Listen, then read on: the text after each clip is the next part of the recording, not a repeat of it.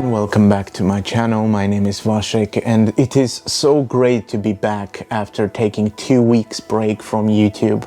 And I have so many great books that I would like to share with you. But before that, I would like to tell you a little bit about my January reading routine. Every January I have this ritual when I select 10 to 15 books that I'm going to focus on within the next few months. This is kind of my alternative to Goodreads' reading challenge, which asks us to set a goal of how many books we would like to read this year, like 50 books, 60, 100, 3,000. And I never found this challenge to be motivating. I actually never found any motivation in numbers. I always found motivation in stories and ideas, and this technique, this system is exactly about that. We are very often creating these very coherent, very nice lists of books that we've already read, but we very rarely stop and pause and create coherent and very organized lists of books that we are going to read. In order to illustrate how this very simple system works, I decided to select 4 books out of this list because yesterday I recorded a video with all 10 books that are on the list, and the video got like 30 minutes long and I thought it is way too long, so I cut it down to 4 books that illustrate this technique the best. If you would like to find out the full list, you can find it in the description in my newsletter. All the books are going to be there. I hope some of them will end up on your reading list.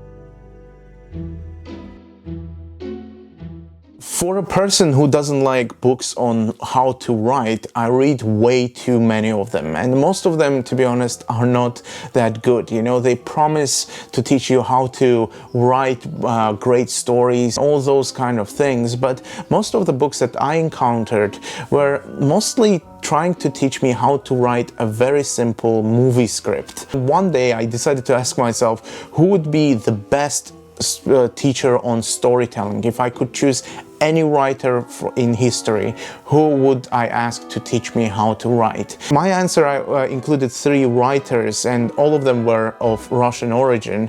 The first one was Anton Chekhov, the second one was Leo Tolstoy, and then it was Ivan Turgenev III. So all of them were Russian writers, perhaps because I grew up in Russia and on their stories. So you can imagine how excited I was when I accidentally stumbled upon this book written by George Saunders, called A Swim in a Pond in the Rain, in which 4 Russians give a masterclass on writing, reading and life.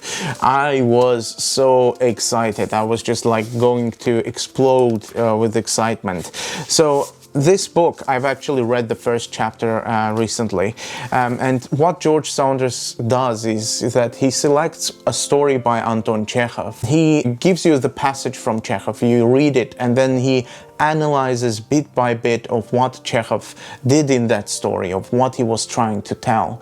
And this is such a beautiful way of exploring the art of storytelling. It is literally as if Chekhov came alive and started to teach you how to write. The praises that are included on the back cover for this book are incredible. First of all, great authors such as Zadie Smith. Zadie Smith said that George Saunders is a morally passionate and a serious writer, that he will be read long after these times have passed. I guess like you cannot imagine a better review for a book. So this is the first book that is going to help me to improve my writing skills, my storytelling skills. So that's the reason why it ended up on this list.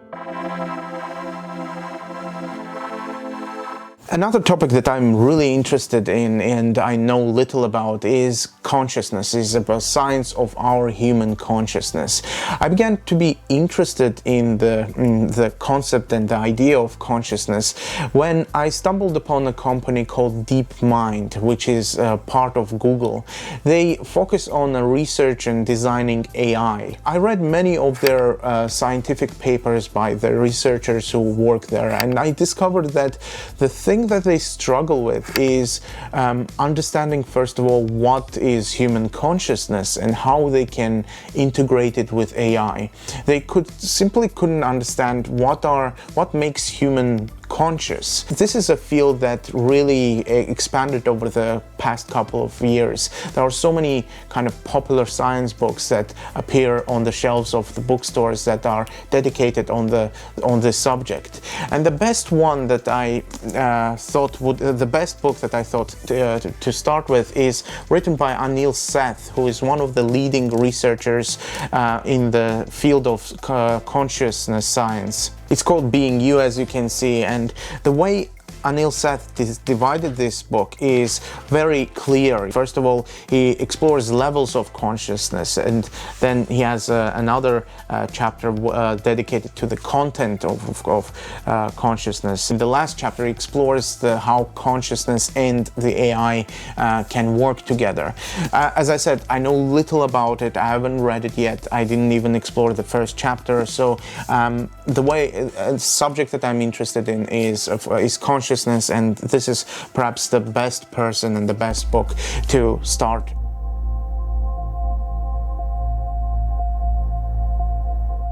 Sorry if my camera angle has slightly changed. It's because my battery has died and I had to replace it. The next topic that I'm really interested in comes from my teenage years. When I was a teenager, I was really into rock music, and many of the musicians that I admired died quite early in their life. Kurt Cobain died when he was 27. Amy Winehouse died at the same age. As I was growing up, I got interested in poetry and discovered that poets are also famed for dying mysteriously or in the young age. Famously, John Keats, he died when he was just 25, and it is incredible when you think how much beautiful poetry he has left in such a short period of time. It is the same with Percy Bysshe Shelley, who died at the age of 26 or 27. He drowned mysteriously in an Italian lake.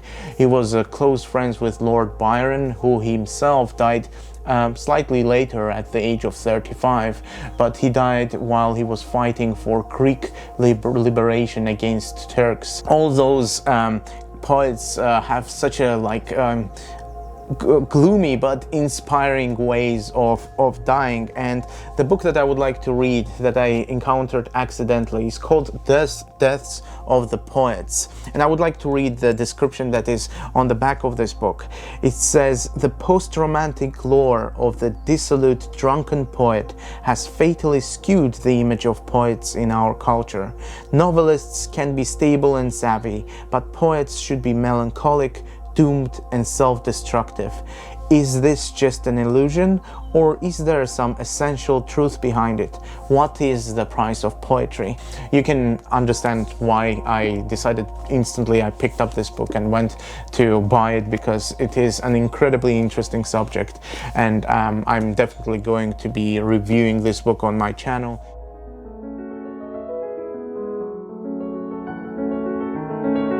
Right, and the last book is about a thing that I would like to practice this year a lot, and it is about walking. It is called A Philosophy of Walking, and I would like to apologize to all my French viewers because I'm going to murder and mispronounce the name of this French author, Frédéric Gros. In English, in the English manner, it is Frédéric Gros, and in Russian manner, it is Frédéric Gros. It is a very inspiring, long essay. I've read and heard about this book so much.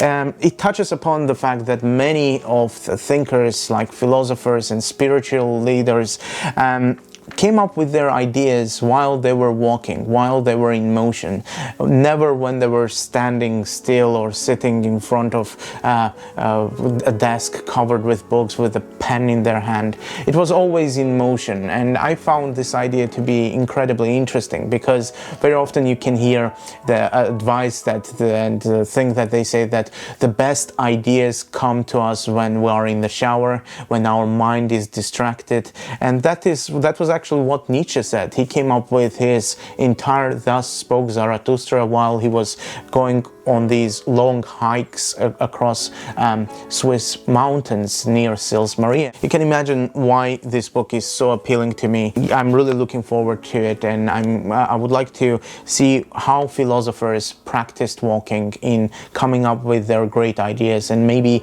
I can learn something new.